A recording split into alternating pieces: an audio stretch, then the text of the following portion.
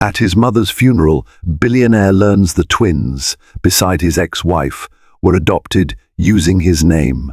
Alexander Canterbury never imagined that the most heart-wrenching day of his life, saying goodbye to his mother, would unearth secrets capable of shaking his entire world. As he stands by the mahogany casket, draped in white lilies, an unfamiliar pang of dread settles into his chest.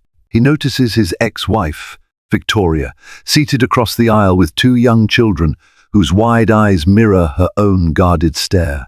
Whispers float around the hushed chapel, questioning how they fit into the funeral proceedings.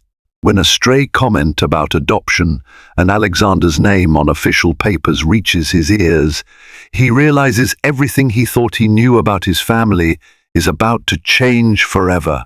Alexander Canterbury, a billionaire tycoon in his mid-40s, known for his strategic takeovers and merciless boardroom battles, stood motionless in the hushed air of St. Victoria's Cathedral in New York City. The atmosphere was heavy with the scent of frankincense, mingled with the faint perfume of lilies adorning his mother's coffin. Caroline Canterbury, a woman once revered in high society for her philanthropy and unshakable poise, now lay in silent repose before him. Close relatives and acquaintances filled the pews, dressed in somber black. On any other day, Alexander's mere presence would command the room, a master of negotiations, an authoritative figure whose cunning had shaped entire corporations. But there was no corporate synergy to salvage here. He was just a son mourning his mother. A reserved hush followed him as he stepped forward to greet a cluster of well-wishers. Each handshake was stiff, each condolence echoed hollowly in the grand cathedral. Anxiety gnawed at him. The funeral had stripped him of the safety net of big business bravado. Here, he wasn't a billionaire or a CEO. Here, he was just a man grieving, vulnerable in ways he despised. As he turned to glance at the front pew, he caught sight of Victoria, his ex-wife, seated with two young children at her side. Victoria's eyes remained downcast, and she looked more fragile than Alexander remembered. After their contentious divorce nearly 6 years ago, he never dreamed she would appear at a Canterbury family gathering, let alone his mother's funeral. But there she was, accompanied by the children, a boy and a girl, twins perhaps 8 or 9 years old. He did not recognize them. They wore solemn expressions that belied their youth, and they clutched each other's hands as if sharing an unspoken fear. Something about the sight of them unsettled Alexander, a strange pang he couldn't quite name. Then he recalled the rumor he had dismissed as idle gossip that Victoria had adopted children, but the detail about his name being on the paperwork was new, and it was about to overturn his entire world. 2 days later, after a barrage of condolences, text messages from family friends, and calls from business associates, Alexander found himself in the study of the Canterbury estate. The floor-to-ceiling windows overlooked sprawling gardens meticulously manicured by his mother for decades. His father, Victor Canterbury, had died years ago, leaving Caroline the caretaker of both the estate and the family legacy. Seated around an ornate mahogany table were Alexander's closest allies and relatives. His mother's personal attorney, Charlotte Davies, a refined woman in her late 50s, prepared to read the will. Rumor had it she had served the Canterbury family for over 30 years. Beside her sat the family's longtime financial advisor, a man named Julian Redwood from Morgan Stanley, a name recognized in certain privileged circles, though he rarely appeared at social functions. Alexander's heart pounded. It seemed grim that he was preparing to claim any inheritance when what he really wanted was one more conversation with his mother. Still, formalities had to be observed. The estate was said to be worth billions, and the philanthropic arms of the Canterbury Empire were vast. Victoria's presence here, with those children in tow, was perplexing. She hadn't waited for him to approach at the funeral, nor had she made any move to speak with him since. Yet, Here she was, standing near the wide French doors, the children peering into the study, uncertain whether they belonged. At last, Charlotte Davies cleared her throat and began reading from the thick legal folder in front of her. As per the final wishes of Caroline Louise Canterbury, the script was formal, meticulously organized, and hammered out over dozens of pages. Money allocated to charities, properties distributed among family, treasured heirlooms bestowed to long-time staff. All of it was fairly routine until the last segment. To my son, Alexander Canterbury, I leave controlling shares of Canterbury Holdings and sole stewardship over the philanthropic trust on the condition that he ensure the well-being of the two children legally recognized as wards of the Canterbury family under the adoption documents filed on the 14th of June last year. A stunned hush fell over the study. Alexander's gaze shot toward Victoria. She looked cornered, frozen, and the children gripped her hands anxiously. He felt a rush of anger, confusion, and betrayal swirl through him. "What adoption documents?" he demanded. "What does that mean, words of the Canterbury family? And why have I never heard of this?" Charlotte pursed her lips. "Your mother was aware of certain legal formalities involving Miss Victoria Canterbury." She paused, correcting herself. "Pardon, Miss Victoria Reynolds." The names on the adoption paperwork included Miss Reynolds and you, Mr. Canterbury. It was your mother's understanding that you were informed. Alexander thundered. "I had no idea." Victoria stepped forward, her voice trembling. It was complicated. I never intended for this to be hidden forever, but your mother, she insisted that we wait. She believed you would reject them if you knew too soon." Alexander's breath stuttered. "Reject them? These children are—" He was momentarily speechless, grappling with the notion that his ex-wife had adopted twins under his name and that his mother had known and supported it, all without his awareness. The next evening, a storm raged outside the manor, lightning illuminating the gilded corridors and thunder shaking the ancient rafters. Alone in the study, Alexander paced back and forth, wrestling with facts he never wished to confront. Documents from Charlotte lay sprawled across a sleek glass table. Adoption forms, birth certificates amended with the Canterbury surname, all of them bearing what looked like his signature. But it wasn't his signature, or at least not one he recalled ever giving. He was outraged, but also deeply conflicted. If there was forgery involved, Victoria could be charged. Yet, reading the lines of legal text, noticing the meticulous notary stamps, Alexander saw hints of authenticity. Could it be that someone in his mother's circle facilitated it with power of attorney or some subtle method? But why? Victoria entered, dwarfed by the cavernous study. Her eyes glistened with worry. "I know you have questions," she said softly. Alexander glared at her. "That's an understatement. Have you any idea what kind of position this puts me in? My mother's estate, my shareholdings, are all conditional on children I knew nothing about. And the will uses phrases like ensure their well-being. This is huge." Tears shimmered on Victoria's lashes, but she didn't cry. She had always been strong. It was part of what drew him to her. "I tried to tell you, but your mother said she wanted to handle it. She believed that deep down you'd come around to the idea, that you'd be thrilled to be a father, even if not by birth." "But they're not my kids, Victoria," Alexander hissed. "Not biologically, at least." Her voice caught. "No, they're not. But you, your name, your resources were used to give them a chance at life. You have no idea what these two have been through. Your mother, Caroline, she was trying to save them." Alexander struggled to process. "Save them from what?" Victoria pressed her lips together. "It's a long story. They were from an orphanage in Bucharest. Your mother had been quietly funding a child welfare initiative overseas for years. These two, Lara and Lucas, were in dire need of specialized care. Caroline discovered they were special in more ways than one. She couldn't just donate money, she wanted to give them a real family, and she convinced me to step in as their adoptive mother. Why drag my name into it? Why not do it herself? She never told me her full reasoning. Something about wanting to keep them close to the Canterbury lineage, ensuring they had the protection only your name could offer.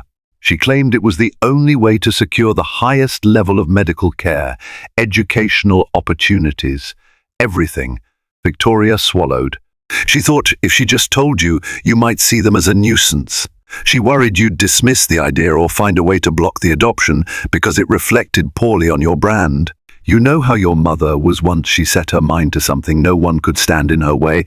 The tempest outside howled, echoing the turmoil inside Alexander's head.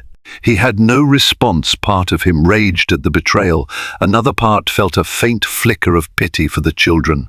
He had once championed philanthropic efforts himself, albeit mostly for public relations.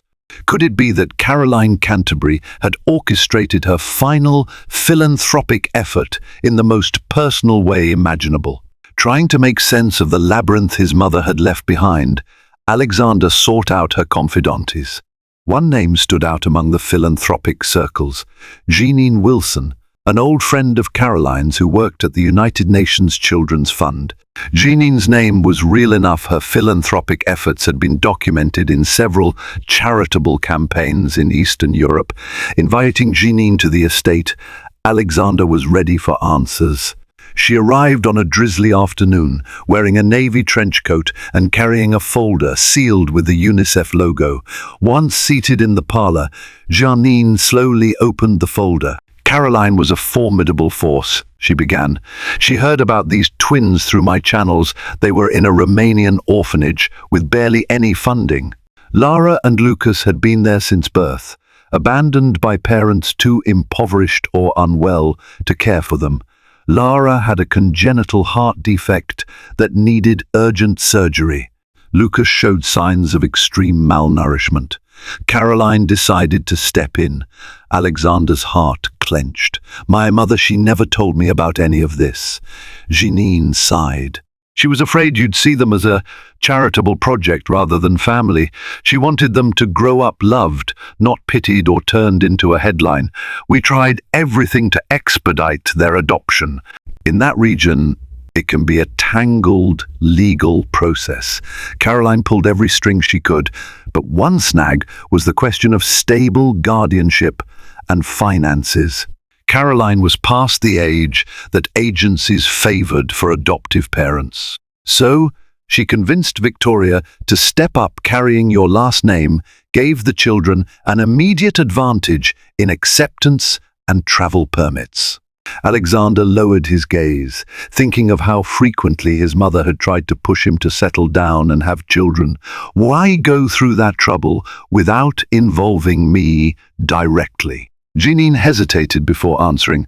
She worried you'd try to help them as a philanthropic cause, only write a check, sponsor them from afar but never personally care. She wanted to force your hand, in a way. The weight of his mother's ambition sank in. He pictured Caroline, determined and resourceful, forging a path to save these children. She must have believed that once he met them, he'd understand. His chest tightened with guilt and anger. He felt manipulated, but could he blame a dying mother for wanting to ensure these children's futures? In the days that followed, the estate bustled with the final tasks of settling Caroline's affairs. Alexander discovered that the labyrinthine conditions in the will essentially forced him to become a benefactor and guardian for Lara and Lucas, or risk losing the philanthropic trust, a massive wing of Canterbury Holdings that supported multiple charities globally. While the trust was not the core of his company's revenue, it was tied in complicated ways to the controlling shares of Canterbury Holdings. He could challenge the will in court, but that would spark a scandal that could destroy the family's reputation and hamper many philanthropic programs. So, for now, the twins stayed at the estate, occupying rooms once belonging to Alexander's younger cousins. They were shy around him, always hiding behind Victoria's leg or glancing at him with wide, questioning eyes. He felt like a stranger in his own home. One afternoon, he decided to approach them directly. He found them in the sunroom, where they were examining an old telescope that once belonged to Caroline. The boy, Lucas, pressed an eye to the scope, fiddling with knobs. The girl, Lara, stood close, pointing at a star chart pinned to the wall. Alexander cleared his throat. The children paused. "You know, if you move the scope near the window, you might see the orchard out back. It's quite beautiful." Lara stared, uncertain. Lucas, braver, asked in a small voice, "You live here?" Alexander nodded. "Yes, I grew up here. This was my mother's home." He realized the mention of his mother might be confusing or painful. "I'm sorry about what happened. We're all missing her. She was very special." Lucas lowered his gaze. "She saved us." Lara nodded vigorously, tears beginning to well. Alexander felt a stab of longing. The children had lost the one person who made them feel safe, and now they were left with him, a distant figure wearing a haunted expression. He found himself speaking gently. "One, guess we have something in common. We both lost someone who cared about us, and we didn't get to say goodbye." He paused, heart twisting. "I know this is all strange, but I'd like to get to know you both." They only nodded, their eyes filled with a cautious hope. In that moment, Alexander felt a flicker of empathy. Whether or not he liked the method, these children were now connected to him, and they were as bewildered by the situation as he was. Within a week, cracks appeared in the official narrative. While rummaging through old boxes in the estate's archive, looking for any clue as to his mother's motives, Alexander found a hidden folder that seemed out of place. It bore the stamp of an overseas bank account in Luxembourg, under a shell company named Canterbury Foundation East. Inside were wire transfers totaling millions of dollars, plus receipts for medical treatments, housing, and educational grants. But the strangest thing was a photograph, dated 2 years prior, showing Caroline with a severe expression, standing beside a man Alexander did not recognize, someone with harsh features and a posture that suggested authority. Confused, Alexander approached Julian Redwood, the family's financial advisor, who had also been privy to some of Caroline's philanthropic dealings. Julian studied the photograph, lips thinning. "That man is Stefan Draculesti, a Romanian magnate rumored to be involved in less than legitimate dealings. Caroline was negotiating with him for something, but I was never fully told what it was." Alexander felt a chill. "He's connected to the adoption," Julian exhaled. "It's quite possible. Draculesti had stakes in various orphanages, privately funded through complicated channels. Some suspected he was part of child trafficking rings. Others said he was just an opportunistic investor who used those orphanages for tax breaks. Your mother discovered that some children were being mistreated. There were rumors that certain kids with health issues or no value for prospective parents ended up in dire straits. Caroline wanted to rescue as many as possible, but Draculesti demanded large sums of money for adoption facilitation. She paid discreetly, hoping to close the orphanage or rehome the children. Lara and Lucas may have been the last she saved before she ran out of time. Anger flared in Alexander's gut. Was this how far his mother had to go to save 2 innocent lives? Paying off criminals, forging his name, and risking a scandal that could ruin the entire family's reputation. His mother had fought a private war to protect children from a monstrous system, all while he was too wrapped up in corporate expansions to notice. He clenched his fists. "No wonder she hid it from me," he murmured. "I might have tried to shut it down. She was protecting them from me almost as much as from this Draculesti." Julian placed a reassuring hand on his shoulder. "Your mother cared for those kids. She trusted you'd do the right thing once you knew the truth." Alexander swallowed thickly. "Then I need to ensure they're safe. Because if Draculesti is still out there, he might come looking for them or for more money. That evening, after the twins had gone to bed, Alexander cornered Victoria in the estate's vast living room. Beneath a glittering chandelier, she wore a simple black dress, her hair pinned back. The tension between them was nearly palpable. "Why didn't you tell me about Draculesti and the possibility of danger?" Alexander demanded. Victoria closed her eyes. "Caroline insisted we keep it secret. The adoption was heavily paid for. Draculesti was supposed to sign off so the children could leave. If you had known, you might have ended the deal. Draculesti wanted more money at the last minute, threatened to harm the twins if we didn't comply. Caroline met with him personally to ensure their safety." Alexander's jaw tightened. "And you? You just went along with it? Signed my name without my consent?" Tears sprang to her eyes. "I was desperate. They were just children who needed help. I believed Caroline when she said you'd eventually understand. I never wanted you to feel betrayed, but if it meant saving them, I would do it again." His frustration mingled with reluctant admiration for her courage. This woman, his ex-wife, who he once thought cared more about high society than anything else, had risked her freedom to rescue two children. "And Draculesti?" he asked, calmer now. "Is he going to come after us?" Victoria nodded slowly. "He might. He's relentless. Caroline warned me that if anything happened to her, Draculesti might sense weakness and demand more money. She tried to close off every loophole, but men like Draculesti have long arms. The only advantage we have is the Canterbury name and resources. Draculesti might think twice about tangling with you, or he might see it as a golden opportunity." Alexander stared at the flickering lights dancing off the crystal chandelier. Everything was more complex than he'd imagined. He was angry, yes, but more than that, he was determined. His mother had placed these children under his protection for a reason.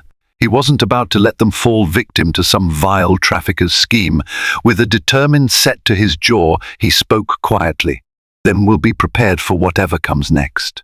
Despite the turmoil, small moments of genuine warmth began to blossom between Alexander and the twins. Lara's heart condition required regular checkups, and Alexander found himself volunteering to take her to the pediatric cardiologist. Though anxious, Lara seemed to trust him, smiling shyly whenever he held her hand in the hospital waiting room. Lucas, more wary, expressed his apprehension through silence, but Alexander noticed the boy's eyes light up whenever he passed by the library. So, one afternoon, Alexander invited Lucas to choose any book he wanted. They roamed the labyrinth of shelves filled with volumes Caroline had collected over decades. Lucas finally selected a well-worn astronomy book, carefully cradling it in his arms. As the estate's staff discreetly watched these interactions, they seemed relieved. They had adored Caroline's philanthropic soul, and they took to the children with gentle kindness. Although everything was far from simple, Alexander felt the first stirrings of a protective instinct he had never known. He found himself reading up on congenital heart defects, child trauma, and adoption bonding strategies late into the night, topics he once would have dismissed as irrelevant. In fleeting glimpses, he recognized that maybe Caroline was right. If he had known from the start, he might have shelved the twins under charitable donation and left them to fend for themselves in some trust-funded arrangement. But witnessing Lara's shy smile, Lucas's inquisitive gaze, and Victoria's unwavering devotion to them, he realized how personal it all was. Maybe it was even an opportunity for him to learn how to love beyond the cold calculations of business. It happened on a quiet Sunday morning. Alexander was finishing up a call with a board member when the estate's security chief, Franklin Rhodes, appeared in the study with a grim expression. "Sir, there's a gentleman at the gate, Stefan Draculesti. He says he has an appointment with you." Alexander's blood went cold. He had never met Draculesti, but from the photograph and the stories, he knew this was no casual visit. "Is he alone?" Alexander asked. Franklin nodded. "Appears to be, but I don't like it, sir. We can send him away." Alexander paused, then glanced out the window where the orchard glowed in the early sunlight. He caught a glimpse of Victoria leading the twins to feed the estate's ducks at the small pond. A steely resolve settled over him. Let him in, but keep your men on alert. Minutes later, Draculesti entered, wearing a tailored suit as if he was meeting a business associate rather than confronting the family of the woman who had defied him. He had salt and pepper hair and a half-smile that never reached his calculating eyes. Alexander gestured for him to sit in the living room. "You've come a long way. What do you want?" Draculesti placed a black leather folder on the marble coffee table. "Caroline Canterbury owed me certain outstanding fees before her untimely demise, and I believe you are responsible for settling those debts." His accent was thick, his voice smooth and menacing. Alexander glowered. "What fees?" A cunning grin spread across Draculesti's face. "Facilitation fees for the adoption, plus a confidentiality arrangement. Let's call it hazard pay for ensuring the children's safe exit." Caroline paid a substantial amount, but the final installment was never delivered. Alexander's jaw worked. How much? Draculesti opened the folder, sliding a page across. Alexander saw a number that made his stomach churn. $8 million. "You're out of your mind," Alexander spat. Caroline fulfilled the conditions. The adoption is legal. The children are safe in the US. She doesn't owe you anything, Draculesti shrugged. Legal? In that region, legality is malleable. If I choose to file certain documents, the adoption might be called into question. Allegations of child trafficking, bribery, need I go on? It would be quite damaging for the illustrious Canterbury name. Unless, of course, you honor the terms set by your mother. A slow fury burned in Alexander. This is blackmail. Draculesti leaned back, crossing his legs. "Consider it what you like. I call it compensation. Your mother understood the importance of finishing what she started. Now that she's gone, it falls on you. I have no desire to harm those precious children. But if you refuse to pay, I can't guarantee what might happen. My associates may reinterpret the adoption. The twins could be forcibly returned, stuck in an international scandal.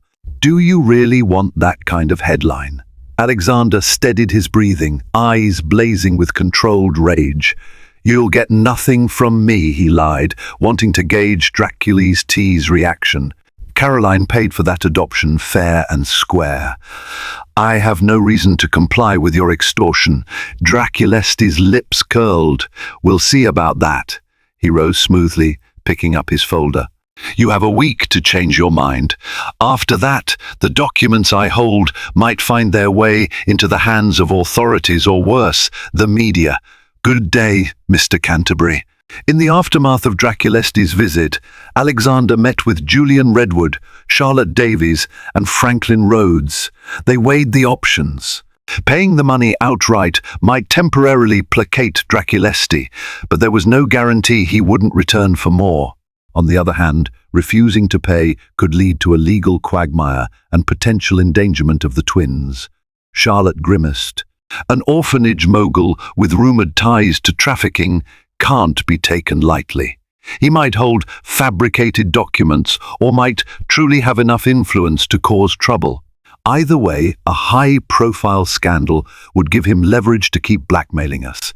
Julian chimed in. "If we give in, we're setting a precedent. Draculesti will see us as an endless source of money."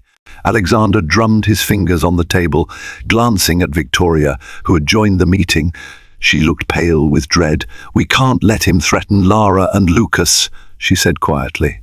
"We have to protect them," Alexander agreed. "We'll protect them. We'll also protect my mother's legacy. Maybe it's time we use our own resources to flip the situation. Franklin, can you gather information on Draculesti's financial dealings and personal vulnerabilities? If he's blackmailing us, I want something to hold against him." Franklin nodded. "We have international contacts. I'll do my best. The group disbanded, each assigned tasks. Alexander felt the weight of his mother's cause squarely on his shoulders. He had faced ruthless CEOs and cunning politicians, but never a man who traded in the lives of innocent children. For the first time in his life, Alexander felt fear not for himself, but for the safety of others who relied on him, Lara, Lucas, and perhaps even Victoria. That evening, when the storm clouds of worry seemed darkest, Alexander slipped into the children's playroom. He found Lucas and Lara drawing on large sheets of paper, coloring in shapes of imaginary houses and bright suns. The cheerful scene was a stark contrast to the shadow looming outside. He quietly sat beside Lara, who was diligently shading a blue sky. Sensing him, she looked up and managed a timid smile. "Papa?" she asked. It was the first time she had addressed him that way. His heart hammered in his chest. He gently placed a hand on her shoulder. "I'm here, Lara." She pointed at her drawing. "This is our house now. We can stay?" Swallowing back emotion, Alexander nodded. "Yes, you can stay. This is your home, and I'll do whatever it takes to keep you both safe." Lucas paused his scribbling. "You promise?" His voice wavered. It was the question of a child who had seen too much uncertainty, who needed concrete assurances that they wouldn't be uprooted again. Alexander crouched to meet Lucas's gaze. "I promise." In that moment, it didn't matter that his name had been used without his consent. It didn't matter that his mother had orchestrated a clandestine plan, or that Draculesti threatened them with blackmail. All that mattered was that two vulnerable children had found a home, and somehow he had become their guardian. A fierce, protective love cracked through the icy shell that had shielded Alexander for so long. Days of feverish investigation followed. Franklin contacted former intelligence operatives, lawyers, and business affiliates in Europe. Slowly, a picture emerged of Draculesti's web of shell companies and rumored involvement in corruption and bribery. One lead suggested that Draculesti had an outstanding arrest warrant in Germany for tax evasion, though it had never been enforced due to lack of evidence. Meanwhile, Charlotte discovered that Caroline had quietly documented every interaction with Draculesti, presumably as an insurance policy. Buried in her personal files was an affidavit from a nurse at the Romanian orphanage describing how Draculesti extorted funds from prospective parents. The nurse also claimed Draculesti was linked to child labor schemes in Eastern Europe. Alexander huddled with his confidants in the estate's boardroom, scanning these documents. A swirl of anger and determination flickered in his eyes. "This is enough to bring him down," Alexander reasoned. "If we compile this evidence and submit it to international authorities, it could trigger an investigation. It might not lead to an immediate arrest, but it would certainly hamper any moves he makes against us." Charlotte nodded.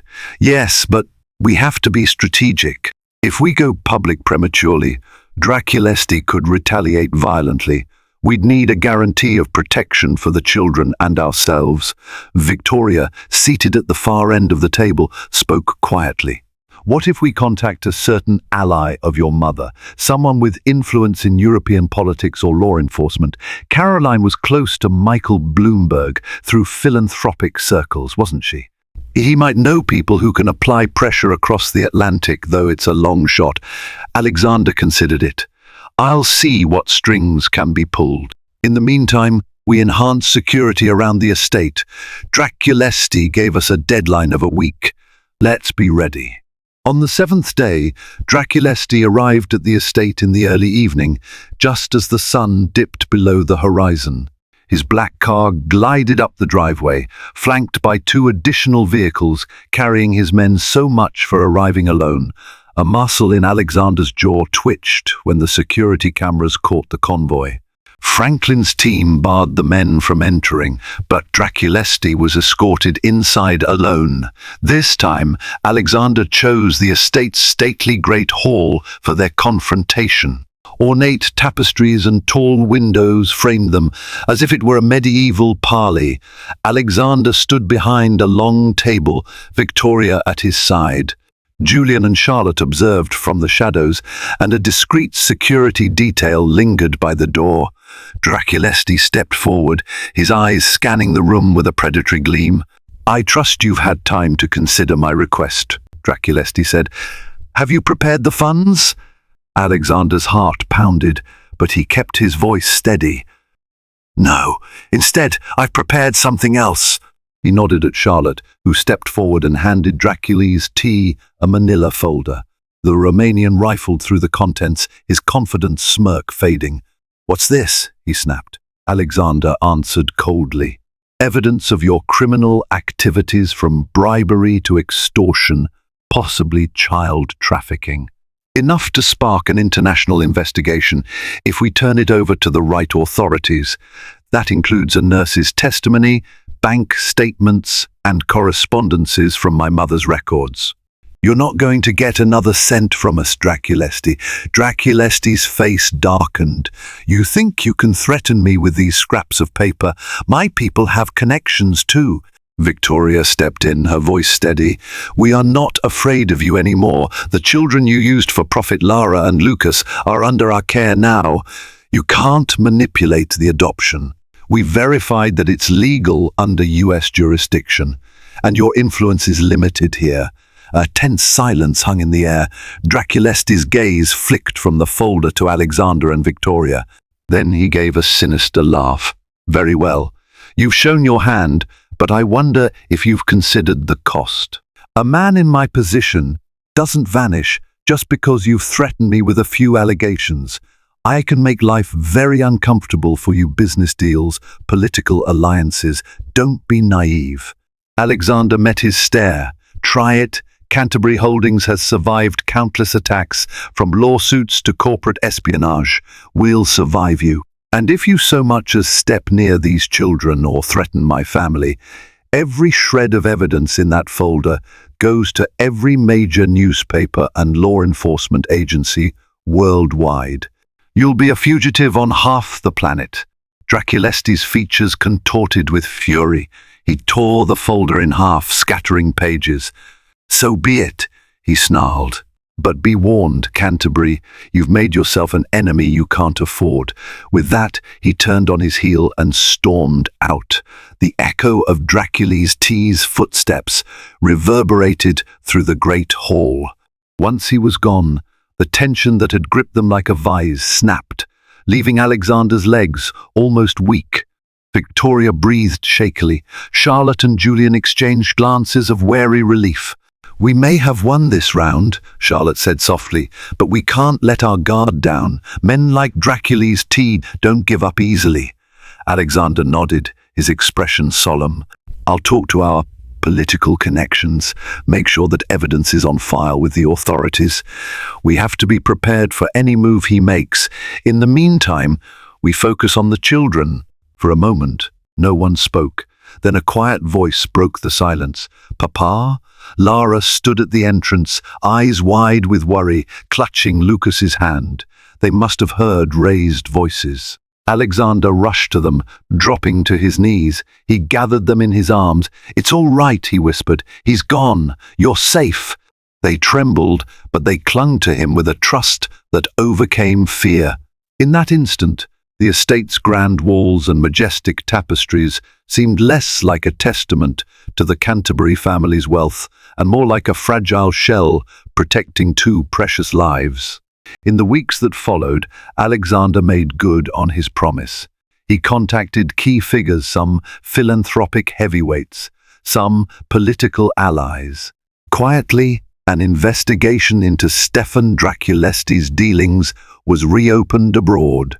Interpol was alerted to the allegations, and though the wheels of international justice turned slowly, they began to turn nonetheless. Meanwhile, the estate settled into a new routine. Lucas discovered an old greenhouse behind the manor and took to cultivating seedlings, guided by one of the elderly gardeners who had once taught Caroline. Lara's health improved under the careful supervision of pediatric specialists. She needed minor surgery for her heart condition, and Alexander spared no expense, hiring the best surgeons. Victoria was constantly at Lara's bedside, but Alexander was there too, holding Lara's hand as she drifted off under anesthesia, waiting anxiously by her bed until she woke up. The ordeal changed him. He was no longer just the CEO, obsessed with bottom lines and acquisitions. He found himself drawn into the messy, vulnerable world of family. As news spread that Alexander Canterbury was now the father of 2 adopted Romanian children, the tabloids swirled with gossip. But for once, Alexander didn't care about the headlines. His priority was ensuring Lara and Lucas felt truly at home. The relationship between Alexander and Victoria also began to thaw. The bitterness and betrayal they once harbored gave way to mutual respect. They had always been a power couple in society, but now they found a deeper bond through caring for the twins. They were not rushing into romance again, too many scars remained. But they recognized in each other a devotion to these children that transcended past grievances. One evening, after tucking the twins into bed, Alexander and Victoria lingered in the dimly lit hallway. She looked at him with a softness he hadn't seen in years. "Your mother's last gift was bigger than we ever imagined," she said quietly. Alexander nodded, eyes flicking toward the closed bedroom door where the twins slept. "She always had a knack for seeing the bigger picture. She forced me to become the man she knew I could be, whether I was ready or not." About 2 months after Draculesti's confrontation, Alexander received a call from a Romanian phone number. Expecting a threat, he braced himself. Instead, it was a local official, an anti-corruption investigator, who had been handed the evidence Canterbury's team provided. They were building a case against Draculesti and needed Alexander's testimony regarding the extortion attempt. Initially hesitant to involve himself in a foreign legal system, Alexander recognized that testifying would deal a critical blow to Draculesti. It could protect not only Lara and Lucas, but countless other vulnerable children. After deliberation with Charlotte and Victoria, Alexander agreed to travel to Bucharest to meet the officials. The day before his flight, as the children played on the estate's front lawn, Victoria approached him with a trembling voice. "I want to go with you. I want to stand with you when you testify." Alexander studied her face. He saw both fear and unwavering determination.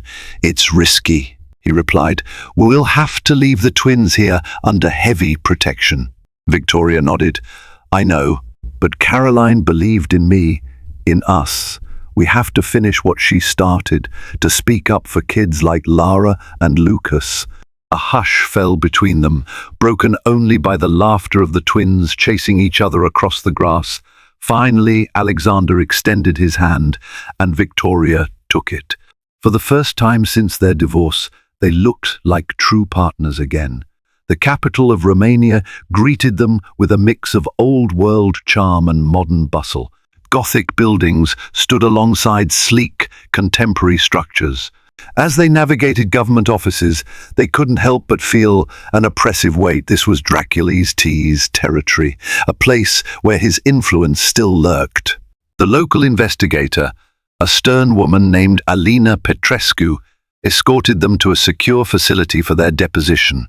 Alexander recounted Draculesti's blackmail attempt, presenting the folder of evidence. Victoria added her testimony about the forced bribes and intimidation at the orphanage. Alina listened intently, taking notes. "Your mother was very brave," she said. "It's unfortunate she is not here to see justice served." Alexander's voice tightened.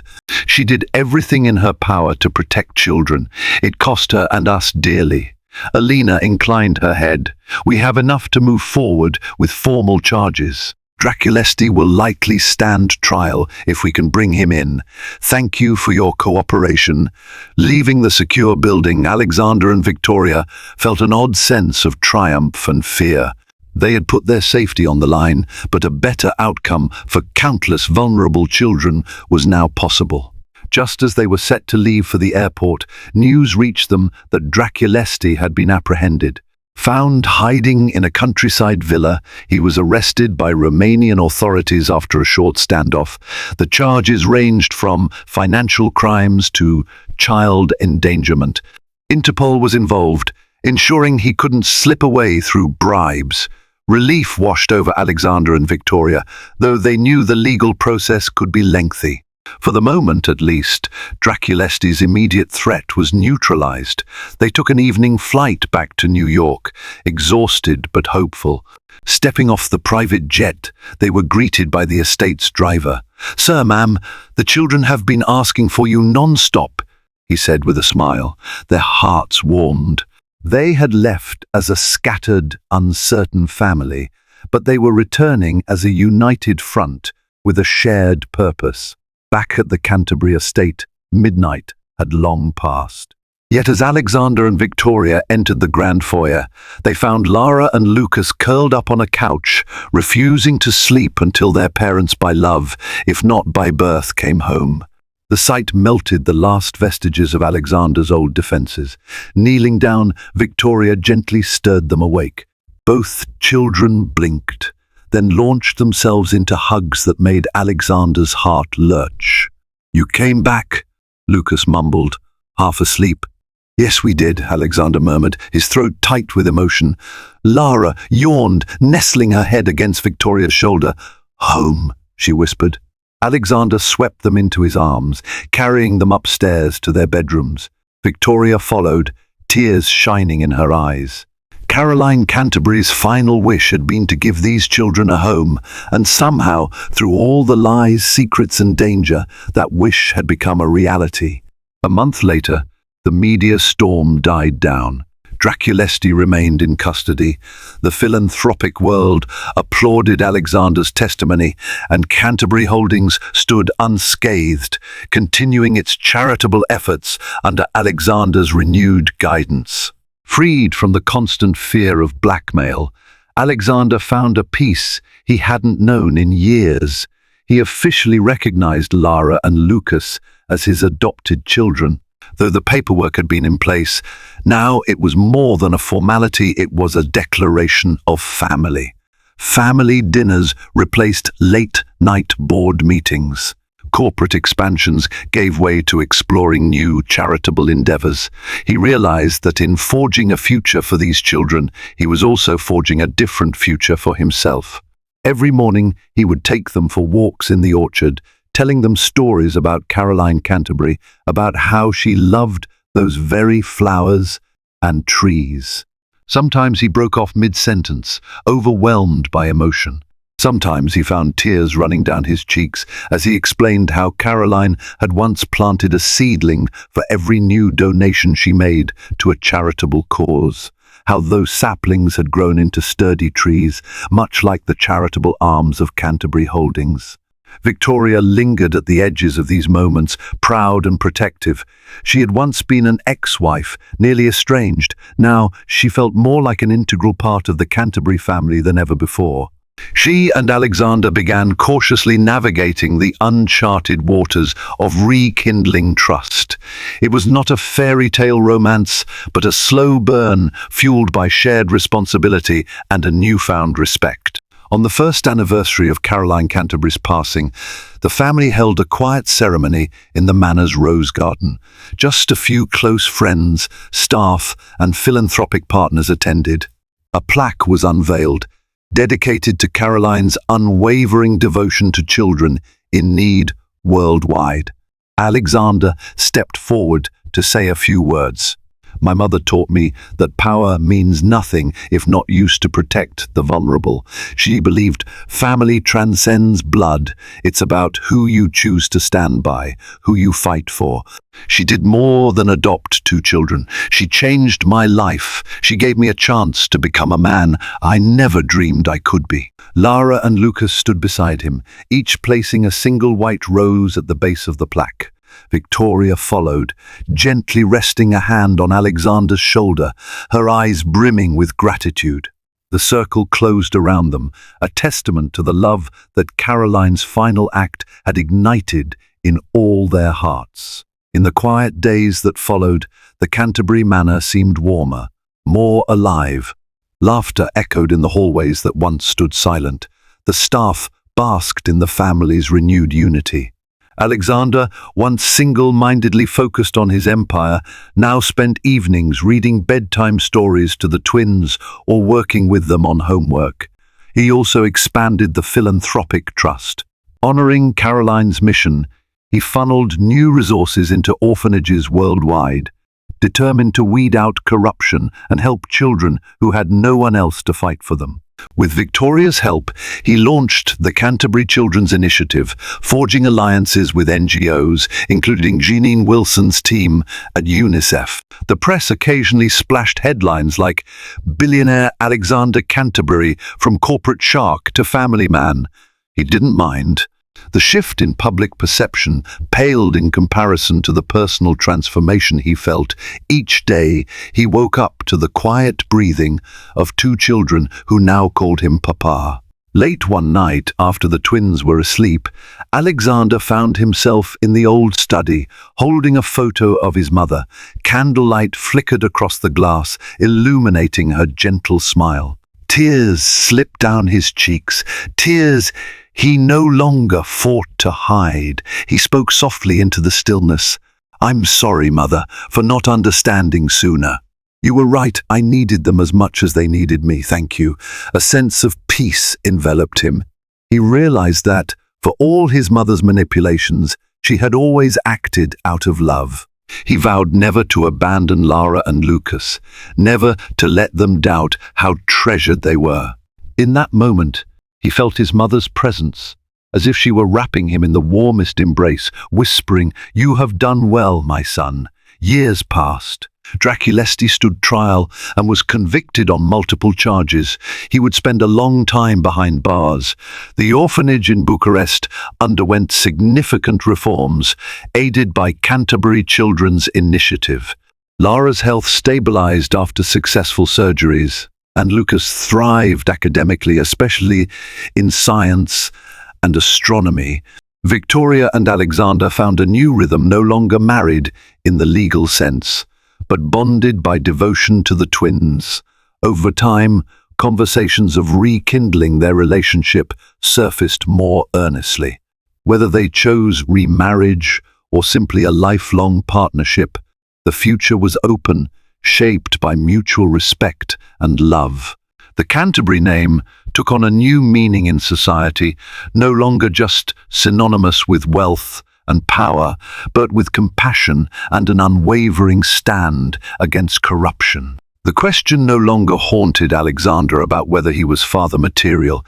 He had become the father he never realized he wanted to be. When Alexander Canterbury first knelt at his mother's casket, he was a broken man, haunted by regrets and unspoken conversations. But in the aftermath of discovering the twins, forging a bond with them, and facing down the villainy that threatened to tear his family apart, he emerged transformed. At his mother's funeral, he had learned the shocking truth. Lara and Lucas, the twins standing beside his ex-wife, were adopted in his name. It was a bombshell that rocked the foundations of his life, a life built on control, calculation, and the unstoppable pursuit of profit. Yet it also became the catalyst for his greatest growth, teaching him humility, love, and the power of sacrifice. The Canterbury estate still stands in its timeless splendor, but now it echoes with laughter and warmth. And if you visit, you might find Alexander in the orchard, helping Lucas measure the angles of a handmade telescope, or cheering on Lara as she does cartwheels on the lawn, her heart strong and her smile luminous. You might see Victoria by his side, sharing a knowing glance that speaks of trials endured and blessings counted. And if you venture into the rose garden, you'll find a plaque dedicated to Caroline Canterbury, whose final act of love ensured a legacy of redemption. Because sometimes the darkest secrets can bloom into the brightest of blessings. All it takes is courage, compassion, and a willingness to believe that family is something we choose to fight for, no matter how unexpectedly it arrives on our doorstep. In the end, Alexander Canterbury learned that true wealth isn't measured by corporate portfolios or towering estates. It lies in the bonds we forge and the love we share. From the depths of mourning to the heights of triumph over corruption, this family's journey reminds us that hope can spring from the most unforeseen circumstances. Caroline's last wish became a beacon of light, guiding Alexander, Victoria, and the twins toward a future built on courage, unity, and unbreakable devotion. Thank you for joining us on this emotional roller coaster of revelations, heartbreak, and redemption. If this gripping story of family and sacrifice resonated with you, please like this video, share it with friends who love captivating real-life drama fiction, and subscribe to our channel for more powerful stories. Your support helps us continue to bring you tales that inspire, challenge, and ultimately celebrate the resilience of the human spirit.